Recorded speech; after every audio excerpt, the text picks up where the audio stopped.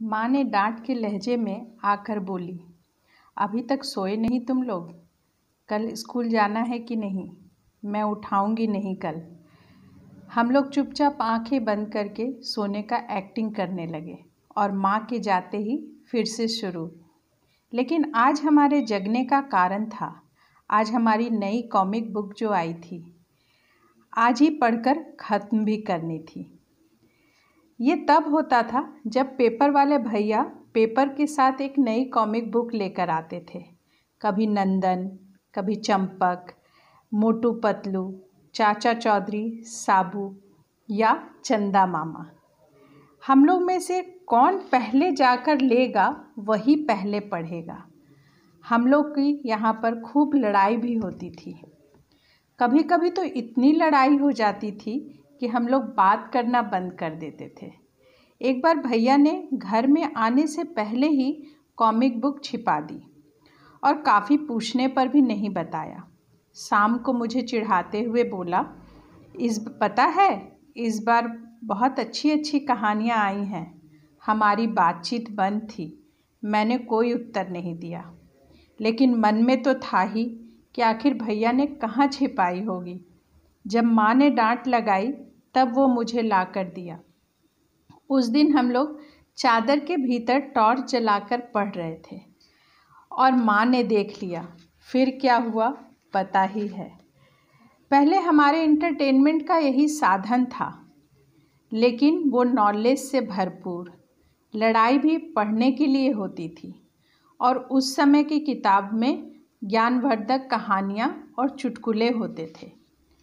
Drawing करना भी हम कॉमिक देखकर ही सीखे थे। कभी पिंकी बनाते, कभी चाचा चौधरी, कभी मोटू तो कभी तेनालीराम।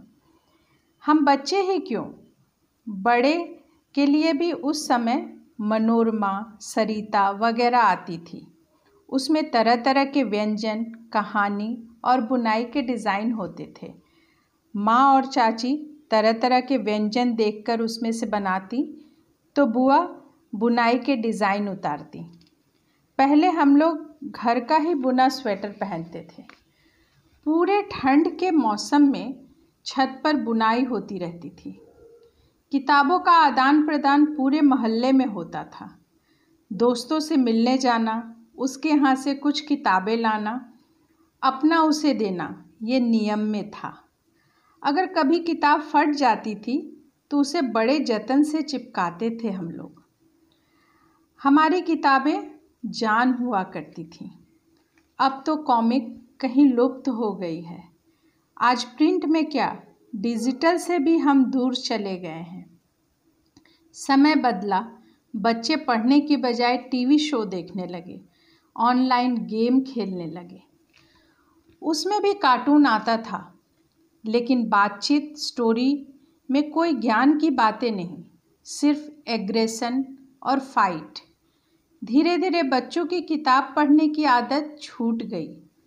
हमारे घर में बाबा ने कहा था, घर में किताब लाया करो, भले ही बच्चे ना पढ़ें, लेकिन कभी भी उसे देखेंगे, उसे छुएंगे तो भी उसका नॉलेज उन तक ज़रूर पहुंचेगा। हमारा अनुरोध है यंग पेरेंट्स से, घर में किताब अवश्य लाएं। बच्चे आज नहीं पढ़े, लेकिन कल ज़रूर पढ़ेंगे।